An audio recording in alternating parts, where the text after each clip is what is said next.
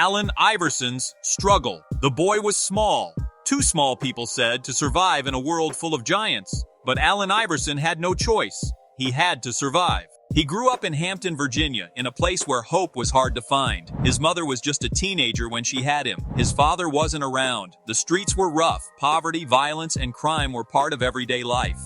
For most kids in his neighborhood, the future was already decided, but Allen had something different. He had speed, skill, and fire inside of him. Football and basketball became his escape. On the football field, he was a quarterback who ran faster than anyone. On the basketball court, he was fearless, attacking the rim against players twice his size, but even talent couldn't keep him safe from trouble.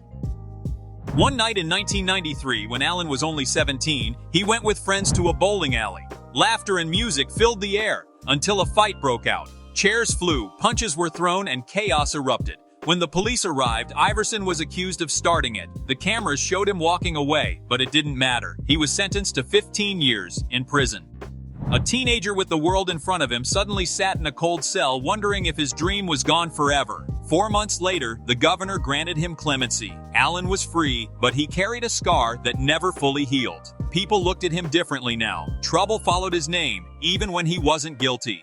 Then came John Thompson, the legendary coach of Georgetown University. He looked past the headlines and saw the kid's heart. He gave Allen Iverson a scholarship, a second chance. At Georgetown, Iverson played like every game was a fight for his life. He was quick, tough, and unstoppable. In just 2 years, he became one of the most exciting players in the country. And in 1996, the Philadelphia 76ers made him the #1 pick in the NBA draft. The boy from Hampton who once sat in a prison cell now wore an NBA jersey, but his struggle wasn't over. Iverson didn't look like other NBA stars. He wore baggy clothes, had tattoos, and braided his hair. He dressed like the streets he came from. The media attacked him. Critics called him a thug, a rebel, a bad influence. The league wanted him to change, but Iverson refused. "I am who I am," he said. "You accept it or you don't." On the court, he was electric. Only 6 feet tall and barely 165 pounds, he went up against giants. He drove fearlessly to the rim, got knocked down, and stood up again. He played with more heart than anyone.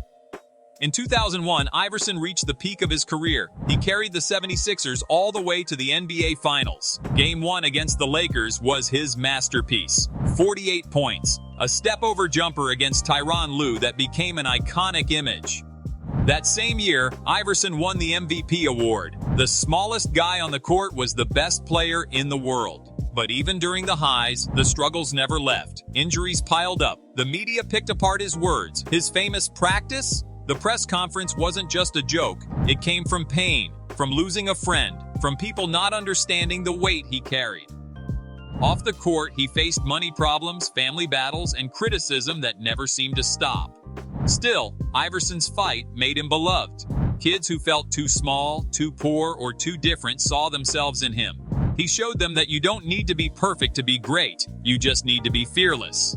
He never won a championship ring, but to millions of fans, he didn't need one. His struggle was his crown.